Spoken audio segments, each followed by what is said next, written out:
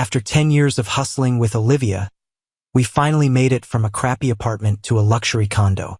But then she stumbled upon a system that could turn back time, all the way back to the summer her old crush was still alive. So she threw away our multi-million-dollar fortune without a second thought and hit confirm. And just like that, I was dragged back to high school with her. I immediately told her we were breaking up, but she didn't get it. It's not a big deal. We'll just start over. Why are you being so dramatic? I'm serious, I said. That just made her angry. After saving her crush, she applied to the same college as him. Everyone said she was just trying to get back at me, that she wanted me to come crawling back. But I ignored them because I knew something she didn't. The time travel was temporary. And if you changed one little thing, the future would change with it. 7 days later, we were back in the future, 10 years on. But this time, Olivia was in for a shock. After the college entrance exam scores came out, the school held a workshop on picking a major. Being back on campus felt like stepping into another life. Next to me, Olivia fanned herself with her hand, complaining, 1 minute it's winter, the next it's summer. It's hard to get used to. I was quiet for a moment, then said flatly we should break up. Hearing this, Olivia froze. She clearly hadn't expected the first thing I'd do, after 10 years together, was dump her the moment we were back in high school. When the shock wore off, her brow furrowed. Leo, what did you just say? I turned to face her, looking at a face that was suddenly 10 years younger, and summoned every ounce of patience I had. I said, we're breaking up. Seeing the seriousness in my eyes, Olivia's movements faltered. Confusion filled her face. What are you trying to pull now? We're back in high school, 10 years younger. Aren't you happy? Happy? I forced a bitter laugh, then finally exploded. Olivia, are you out of your mind? Why would you want to go back to high school? We worked our asses off for so many years to finally make it. Have you forgotten all the suffering we went through? I seriously wanted to pry her head open to see what was inside. Had a zombie eaten her brain or something? Who in their right mind gives up the success they bled for to go back to having nothing? I was so angry I could barely control myself, but Olivia just looked stunned for a second before shrugging it off. I haven't forgotten, she said lightly. But I had you with me the whole time, didn't I? She paused, a shadow of sadness and a flicker of hope in her eyes. I just wanted to save Ethan. He didn't deserve to die that summer. I knew who Ethan was. He sat in front of Olivia in class. He'd aced his college exams, but his family refused to let him go to university. He never even got to submit his applications. In his despair, he jumped from a building and died that summer. He had a tragic story, no doubt. I wasn't denying that, but I barely knew the guy. Why should I have to pay for someone else's life with the years of hard work I put in? Seeing my silence, Olivia's patience ran out. She almost sounded amused. It's not a big deal. We'll just start over. Why are you being so dramatic? I took a deep breath. When I spoke again, my voice was ice cold. I'm serious. Her face changed, but before she could say anything, a clear male voice called out from behind us. Olivia, the workshop's about to start. We're going to be late. We both turned. A handsome guy with a bright, open smile met our eyes. A light breeze rustled his hair, and the small dimples on his face were charming. Olivia almost instinctively took 2 steps toward him, but then she remembered me and turned back, lowering her voice. You're a grown man, not an actual 18-year-old. Stop throwing a tantrum. Just calm down and go to the workshop. With that, she hurried over to Ethan. The composed, mature woman I knew was suddenly acting like a shy, flustered teenager as she walked beside him toward the auditorium. I was left standing there alone. I didn't go to the workshop. I turned around and went home. But sitting on the bus, tears started to fall, and I couldn't stop them. 10 years. An entire decade of effort gone. Just like that, we were back to square one. A wave of despair threatened to swallow me whole, dragging my memories back with it. Olivia and I had known each other since we were kids. Her family lived right next door. When we were little, my parents fought about money all the time. So did hers. Whenever the fighting got too bad, we'd sneak out and sit in the park, eating popsicles. We'd stay there all afternoon, and then just look at each other with silly grins. We had so much in common that it was almost inevitable we'd come to rely on each other. After high school, we went to the same college, worked part-time jobs together, and at the right time, we just fell into a relationship without ever having to say the words. After graduation, we got married. We were struggling to make it in the big city and money was tight, so we skipped the wedding and just signed the papers. During the hardest year, we were crammed into a leaky apartment, dreaming about the future. She'd rest her head on my arm, a smile on her face. When we're rich, we're going to have such a good life. Just then, a drop of water landed with a plink, as if mocking our naive dreams. I couldn't help but laugh. Yeah. Well, I'm going to have a huge mansion. She laughed too. Deal. But starting a company wasn't easy. To land one contract, I ran all over the city under the scorching sun, getting heat stroke and even ending up in the hospital from drinking too much with clients. But we pushed through it all. We made it. We were worth tens of millions. I thought it was the beginning of our happy life, but one night, this system found Olivia. It told her she could turn back time, go to any point in the past, and change it. A blue screen floated in front of us. At first, Olivia didn't believe it, but the system's sudden appearance was shocking enough. I felt something was off. I didn't want to go back. I frowned and tried to talk her out of it. Don't fall for this nonsense. But I never expected this. Olivia, who had always been so rational, hit confirm without a second's hesitation. In an instant, a white light flashed. Just before I passed out, I heard her whisper, "If I go back, does that mean I can save him?" In that moment, my mind went blank. We had been in love for years, but had there always been someone else in her heart? Someone she was willing to give up a multi-million-dollar fortune for, just for a chance to go back and save him. What a great love story. I suddenly found it all ridiculous, but I couldn't even manage a laugh. Just then, an electronic voice sounded in my head. "Congratulations, host, on returning to the past. This is limited to 7 days. If no causal links are changed, you will return to the original future in 10 years. If changes are made, the future will also change."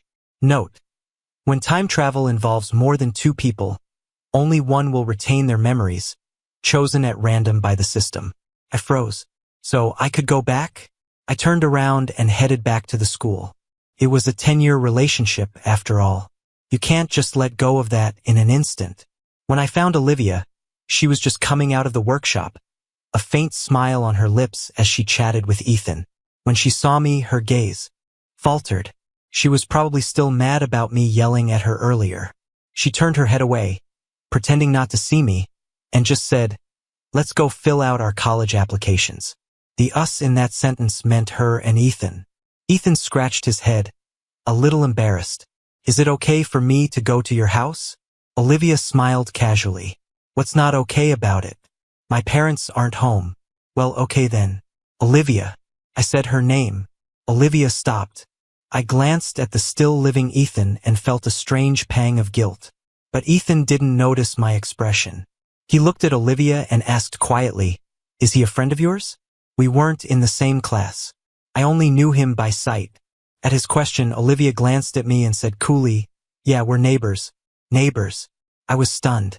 An undeniable bitterness rose in my throat, and the words I wanted to say got stuck. It was a scorching summer day, but I felt like I couldn't feel the heat at all. Olivia was the one to speak up. "Let's go. It's too hot out here." "Okay." Ethan waved at me.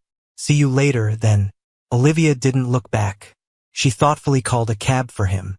She used to always tell me it's fine to take the crowded bus. "I'll ride it with you." At the time, I just thought she was being frugal. Turns out, she could be considerate and dote on someone after all.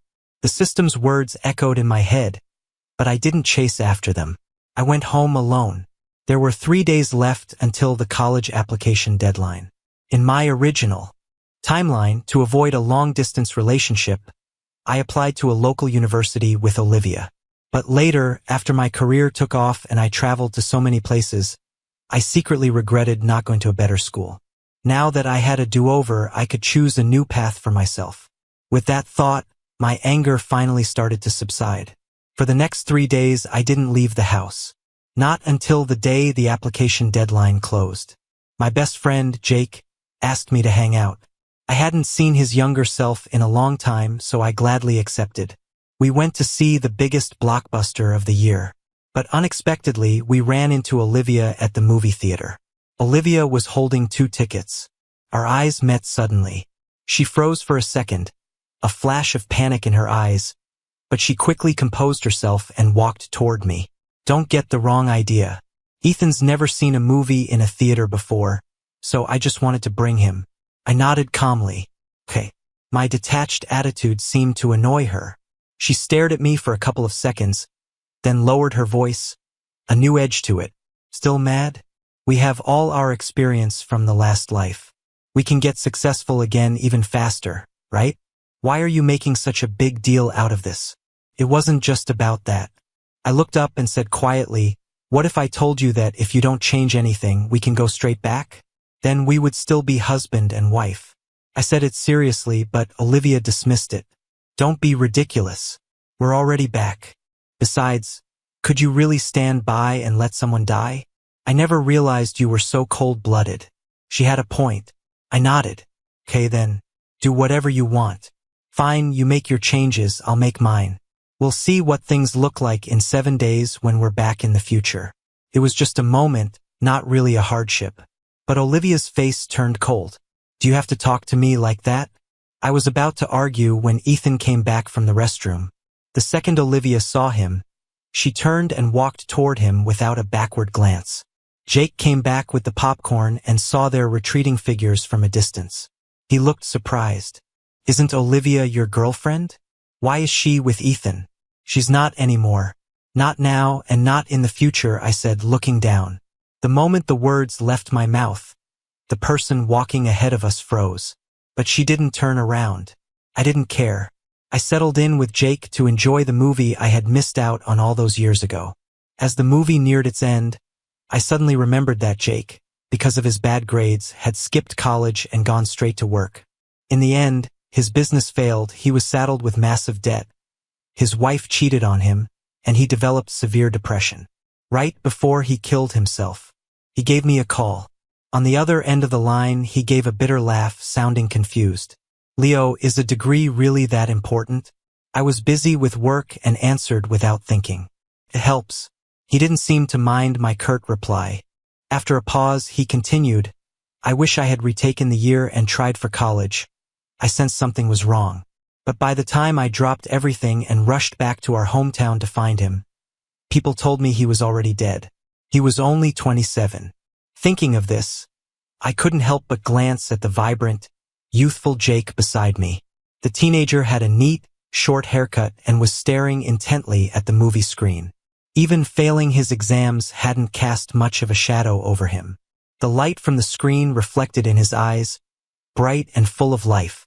Jake, I spoke softly. Huh? He heard me and turned his head. I looked at him, made my decision, and, suppressing a wave of emotion, said, college is great.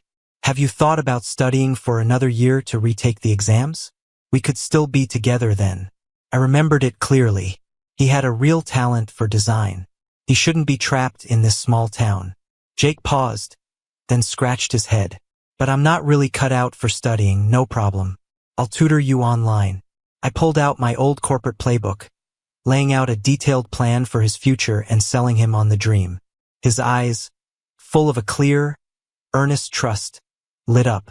He was convinced. Okay, I'll give it a shot. I nodded, satisfied. Good. By the time the nearly 3-hour movie was over, it was already dark. Walking out of the theater with the crowd, Olivia was oddly distracted. Olivia, what are you thinking about? Ethan asked with concern after she didn't respond to him twice. The sound of his voice snapped her back to reality. Her eyes instinctively scanned the crowd. It was packed, but she couldn't see the familiar figure she was looking for. Maybe Leo saw a different movie, she thought. It's nothing, she said out loud. Ethan smiled, his handsome face blushing slightly as if he'd just thought of something. Well, you treated me to a movie, so let me treat you to some takeout. Olivia's brow furrowed instinctively. She hadn't eaten that kind of cheap food in a long time and had no desire to. She was about to refuse when she thought of Leo's deliberately distant attitude, and a fire of irritation flared up in her. It was just starting over. Did he really have to be so dramatic about it? Meeting Ethan's expectant gaze, she nodded. Sure. The boy was clearly thrilled. His fingertips unconsciously clenched the hem of his shirt. After a few steps, he said, trying to sound casual, Olivia, when school starts, let's go together. Previously, Olivia had applied to a good local university, but this time around, when filling out her applications, she figured it wouldn't hurt to see a different campus and casually applied to the same college as Ethan. After all, she had her experience from the last lifetime. Speaking of which, she glanced at her phone, feeling an inexplicable anxiety. Still no message from Leo. Wasn't he even going to ask what school she applied to? Or did he just apply to the local school again? The thought made most of her anger dissipate, but she still said, okay, but we'll have to bring someone else along. Your neighbor? The guy? Ethan asked. Olivia hesitated for a moment, then said casually, yeah. She hadn't completely forgiven him yet. He could stew in his own juices for a while before she told people they were together again. That night, I heard that Olivia had applied to the same university as Ethan. Before, I would have confronted her about it, but now I didn't care. I hadn't applied to a local university anyway. What I didn't expect, though, was a call from Olivia just as I was getting ready for bed. Leo, I posted the university I was applying to on my social feed. Did you see it? Her tone wasn't great, but it was an olive branch. I was half asleep and mumbled, yeah, I saw it, but I had no intention of applying to the same school. Hearing my response, the person on the other end of the line seemed to breathe a sigh of relief, muttering, so we'll still be at the same university, just like before. Even if we do go back after 7 days, we'll still be husband and wife. Her mumbling was annoying. I hung up the phone, rolled over, and went back to sleep. The next few days passed quickly. Worried about future complications, I made a detailed plan for my current self. On the 7th day, as I was organizing my old high school notes, the system appeared. A cold, electronic voice suddenly rang in my ear. Time is up. The return channel is now open. My fingers paused. A draft blew through the room, rustling the pages of my thick notebooks. The pages, which should have been yellowed with age, were still nearly new in the summer of 10 years ago. The next moment, a blinding white light flashed before my eyes. My heart began to pound uncontrollably. What would this uncertain future look like? Meanwhile, next door, Olivia was leaning back on a worn-out red leather sofa, fiddling with a laggy phone. Her brow furrowed as she refreshed the screen over and over. But the chat history remained stuck from several days ago. Was the signal bad? Or was the network unstable? She habitually blamed the internet and shook her phone in frustration. But even when the page refreshed successfully, no new messages came in. Before, Leo would have sent her tons of messages. Simple, everyday things. He'd ask if she'd eaten. He'd ask what she was doing. But now the chat window was empty. A flicker of panic rose in her heart, but she quickly suppressed it. To be honest, now that she'd calmed down, she was having trouble adjusting too. After they got rich, they had only used the best of everything. Now she was back to living in a dilapidated little house. She had to check her balance before buying anything. A single cab ride had cost her a whole day's worth of food money. It was understandable that Leo would be angry, but he was really holding a grudge. Olivia rubbed her forehead in frustration. After a while, she stood up, ready to go find Leo. But before she could take more than a few steps, a familiar white light flashed before her eyes. When the light faded, and she saw the scene in front of her, the woman's gaze froze. 10 years can change a city dramatically. The once low buildings had been replaced by towering skyscrapers. Olivia stared at the massive, high-definition screen in the city center, first in shock, then in delight. She was back? Wait, what about Ethan? She pulled out her phone and quickly scrolled through her contacts.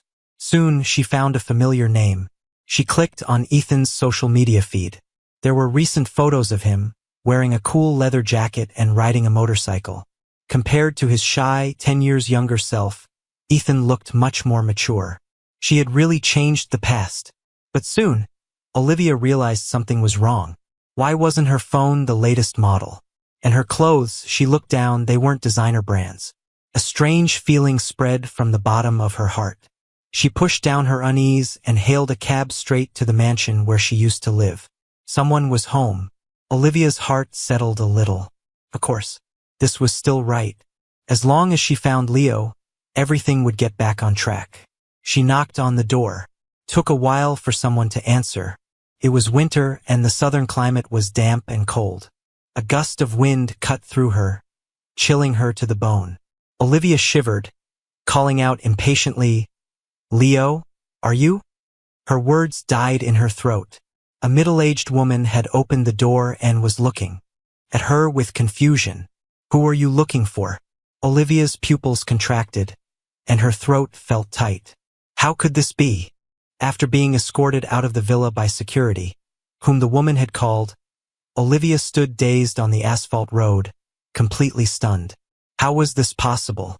Hadn't she returned to 10 years in the future? Why wasn't the mansion hers anymore? And where was Leo? Right? Leo!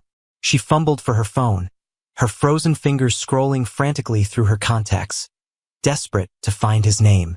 But after looking through everyone, she couldn't find him. She couldn't remember his phone number either. Cursing under her breath, she hailed another cab and went to their company. This time it was as she expected. The company existed, but there were only a handful of people inside, and the scale was completely different. An employee noticed her and gave a perfunctory greeting. "Ms. White, where's Leo?" She barely recognized anyone on the staff. But she couldn't worry about that now. She suppressed her emotions and asked. She remembered that, at this point, she and Leo were working hard at the company together. Leo was her vice president. He should have been at the office. Could he be out meeting clients? Before the thought could even settle, the person in front of her gave her a strange look. "Leo? Who's that? We don't have anyone by that name here." It was like a lightning bolt had struck Olivia. For a moment, her heart seemed to stop. It had changed. Everything had changed. Realizing this, Olivia forced herself to calm down. After leaving the office, she started calling old classmates one by one, asking about Leo. Someone knew. They told her casually, "Oh, Leo? I think he and his best friend went to New York City. I hear their business is doing pretty well now."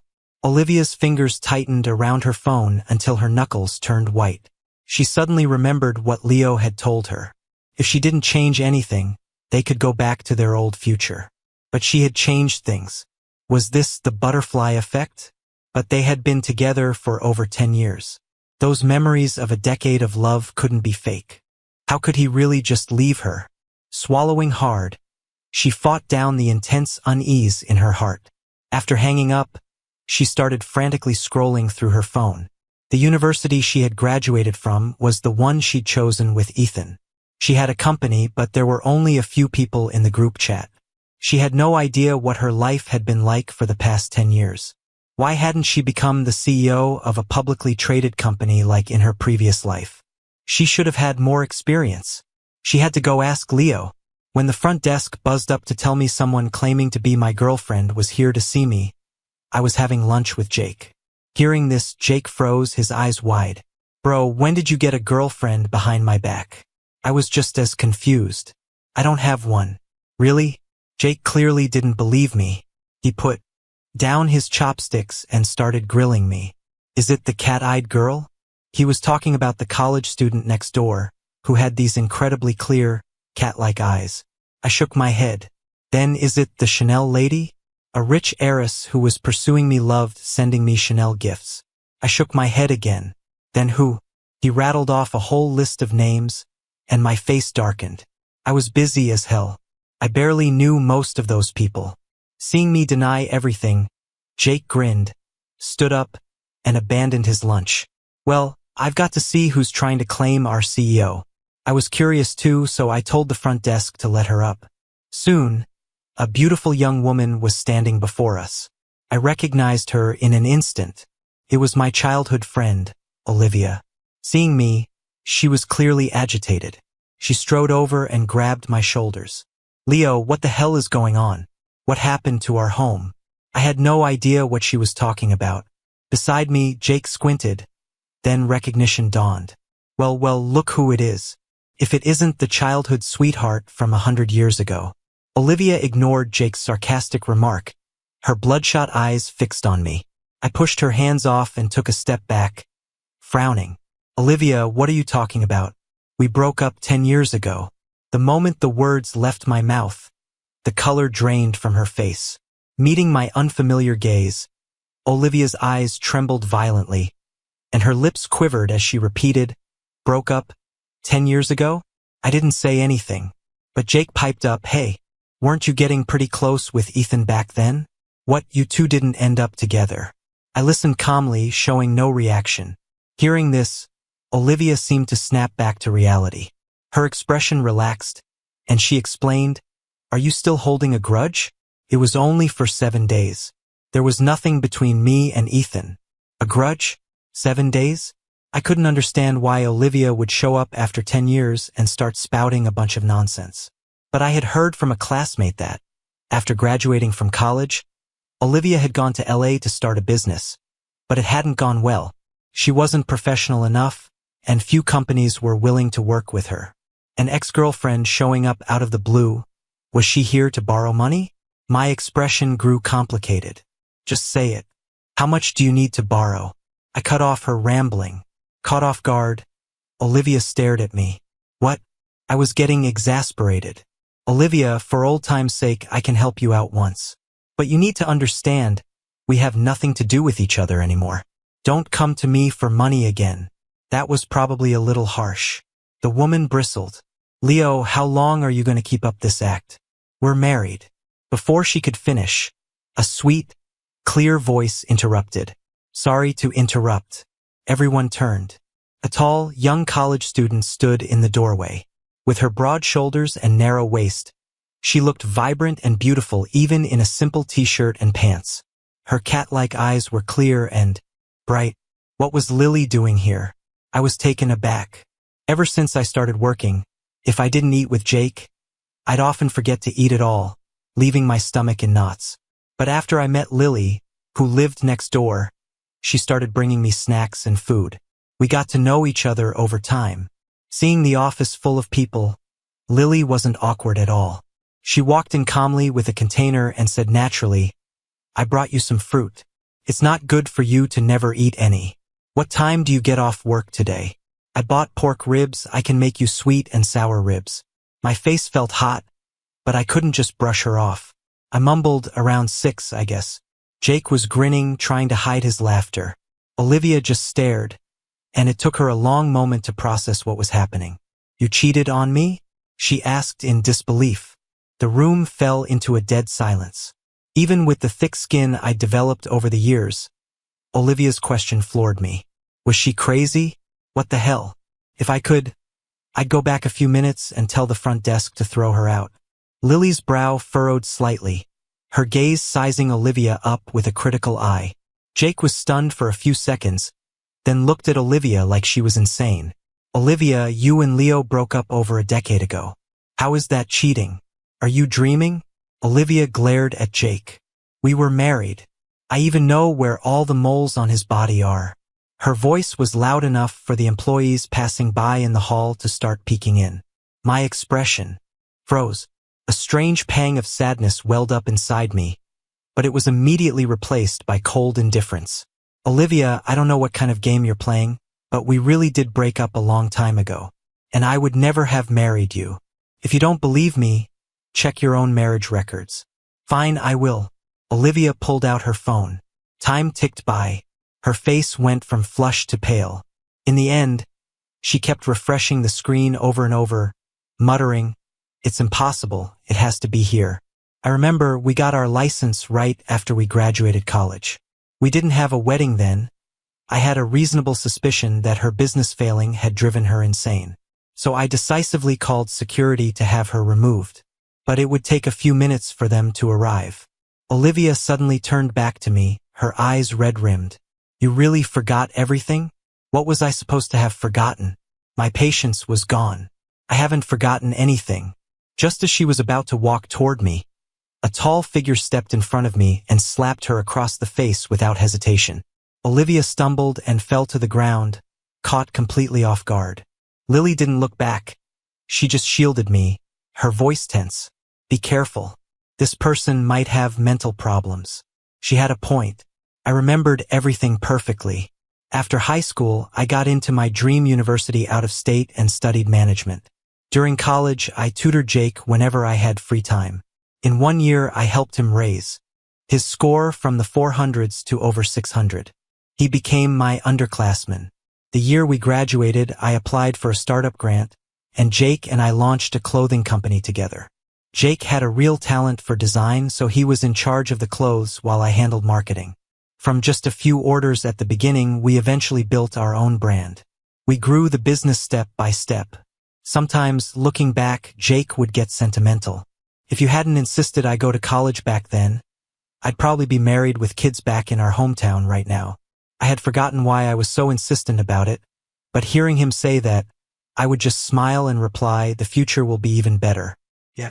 Jake's face would relax into a smile, shining with youthful confidence. My trip down memory lane ended there. I didn't feel like I had forgotten anything, and if I had, it must not have been important. Once Olivia was taken away, the office returned to its usual quiet. Jake muttered angrily, seriously, a good ex is a dead ex. I pursed my lips and said nothing. Lily left after dropping off the fruit, without asking any questions. Even though I didn't care about Olivia anymore, my good mood had been ruined. After work, Lily came to pick me up, and she even brought my favorite wisteria flowers. As she handed them to me, the tips of her ears turned red.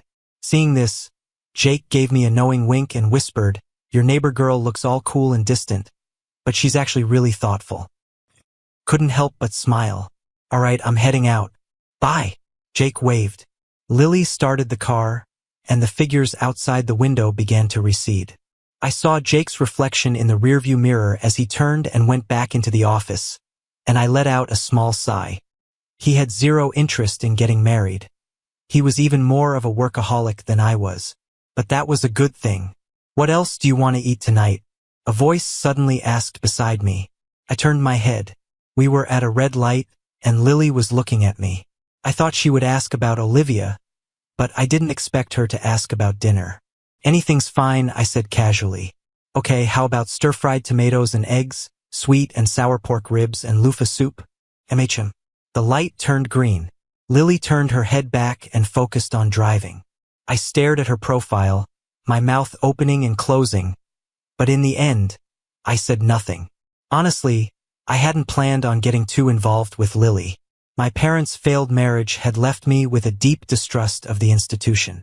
And the childhood friend I had once relied on so much had also become an ex. I had resigned myself to the idea that I would spend my life married to my career. I had even told Lily that. But Lily hadn't given up. She said feelings could be nurtured over time. If 5 years wasn't enough, she'd take 10. She cooked for me every day and would clean my apartment when I was too lazy. She gently seeped into every corner of my life. Lost in my thoughts, I realized the car had stopped.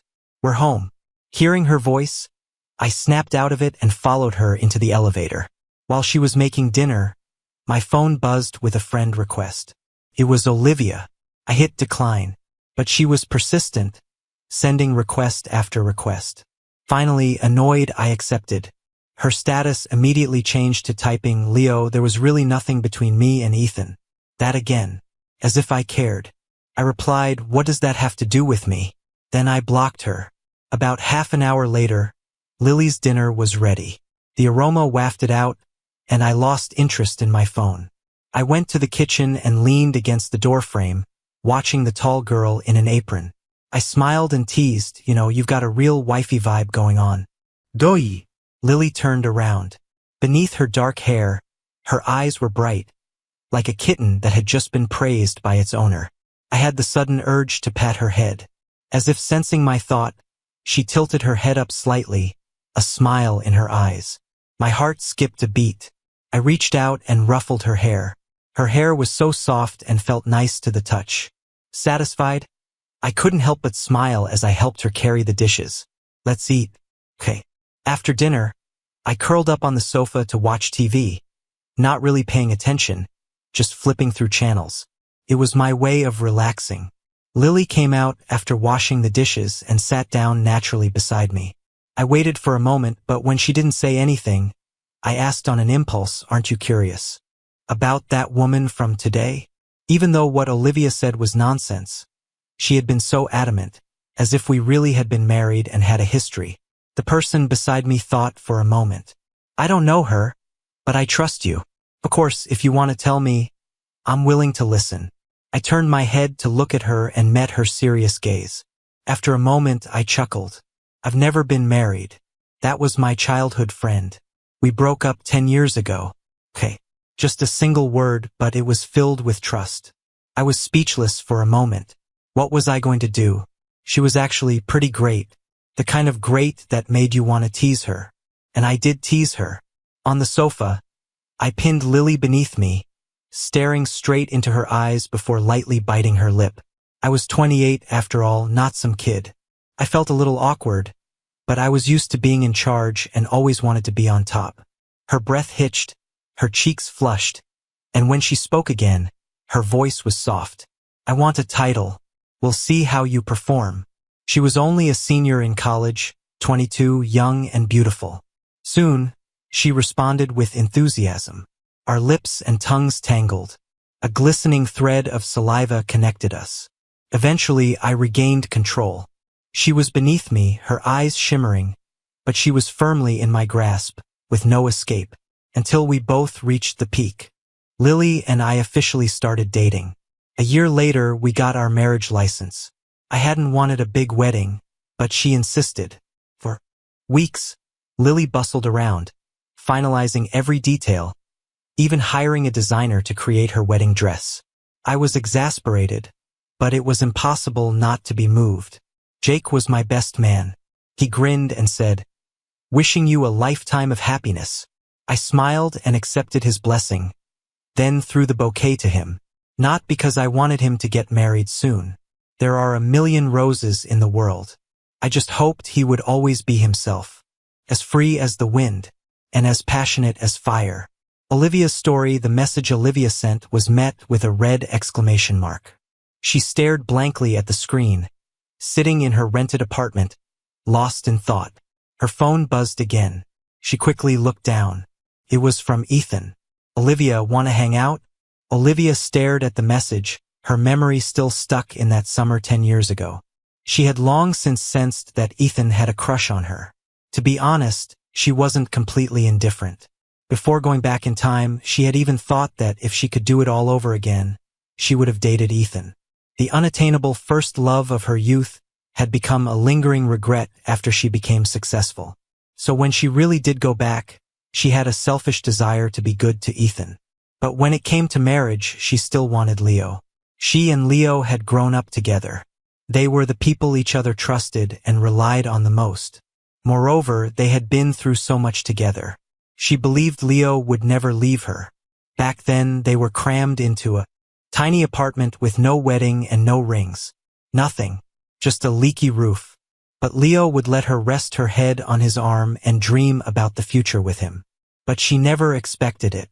Leo's words, "not now and not in the future," they had come true. It turned out the time travel had a limit. They had returned to 10 years later together. But everything had changed. Olivia tried to recall the professional knowledge she had learned back then, but her mind was a complete blank. A sudden panic seized her heart. A terrifying thought exploded in her mind, making her scalp tingle.